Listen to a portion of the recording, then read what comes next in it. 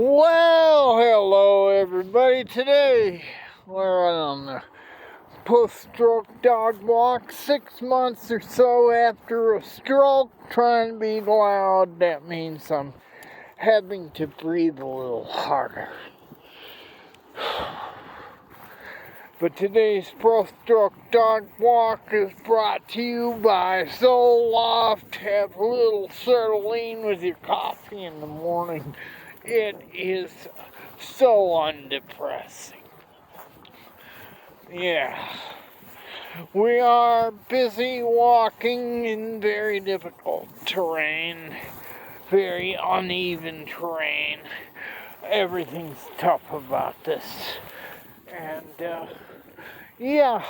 my physical therapist said it was this muscle right here that was weak, and that was kind of flopping at that point. And you know what? I remember at the end of October when that muscle woke up. It was so sore when it woke up. It was hard, but it's doing better and better each day. She's gonna try to find a way across the creek, I'll bet. But right now she's probably hunting mice because she can smell them. And, years ago I watched a documentary on nature, and this deer was being born in the forest. And it was struggling to get on its feet. It was struggling to run with the herd, and this mother helped it try to get on its feet, get up to. That's how I felt. I felt like that deer that struggled to get on its feet, that has to get on his feet to run with the herd. I used to have that feeling of running with the herd when I was in heavy traffic. I was just one of the herd in the car. But I can't drive anymore because I had a stroke, and they already repoed the car, and I'm this deer just trying to struggle to get up on its feet after being born and run with the herd. And that's what I want to do. I want to run with the herd again. I doubt I can do construction. It'll probably have to be a lot easier than hard, heavy work, but I had no trouble doing hard, heavy work. I wanted to never retire and die on the job, and it turned out that I kind of had to retire with having a stroke. But let's get going. Let's not waste dilly-dally like you're good at. We're gonna probably try to cross the creek over here. She's very slow, calculated, sniffs everything. But here we are, 4 minutes into a YouTube video practice. I probably won't have to turn the sound up to hear myself. I can keep my Roku at a regular 30 decibels, and I think I'm loud enough now. She's having a sip of that water. Looks pretty bad. I hope she doesn't get any diseases from that. She doesn't need. We are on the we're struggling This is some serious walking here to struggle with.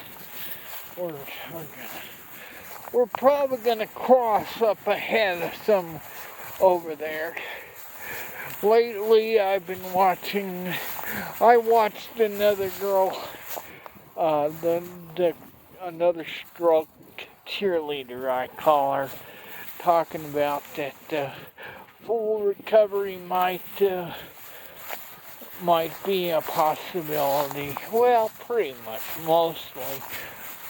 I think I can recover to a degree, but you gotta remember that the reason I recovered to the degree that I've recovered is because I used to do 12 and 13 hour hikes in the mountains, and this is not my 100%. This is about 70%. This is not like the mountains. Up in the mountains, for 13 hours, dog walking, backpack a lunch, all that stuff.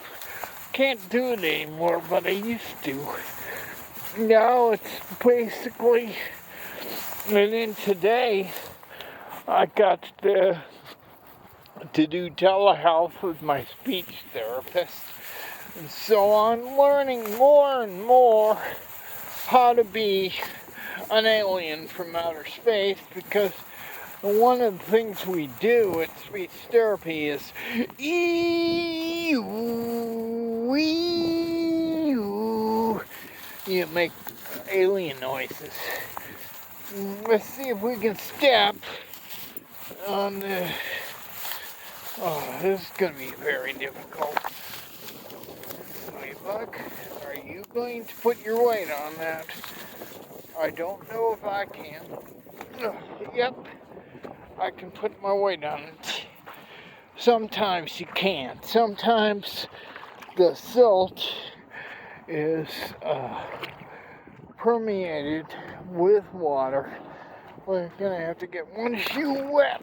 I hate doing that, but because now the walk is gonna be a little chillier, but we're gonna and there we are. Now that was simple for the mountains. A lot of times, like one of our favorite walks is up Cheyenne Canyon. Halfway up Cheyenne Canyon is Mount Muskoka. And that's one of my favorite walks.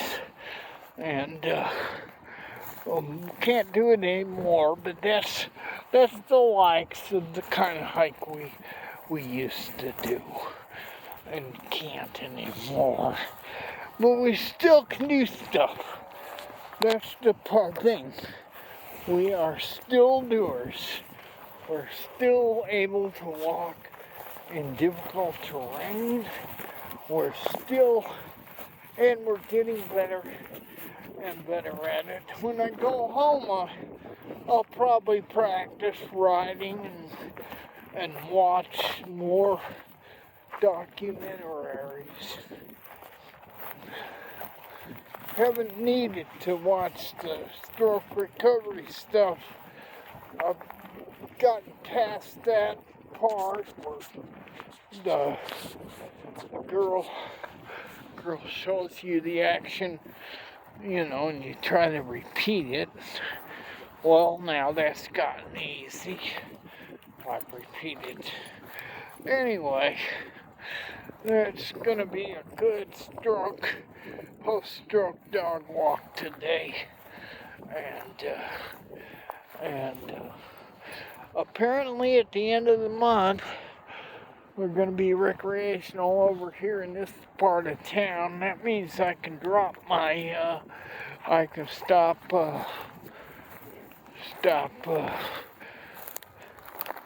updating my marijuana registry things just for edibles. I'm kind of do edibles every once in a while.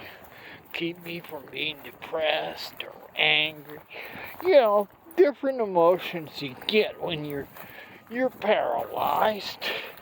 That's why I talked about Zoloft. It's an antidepressant I'm pretty impressed with.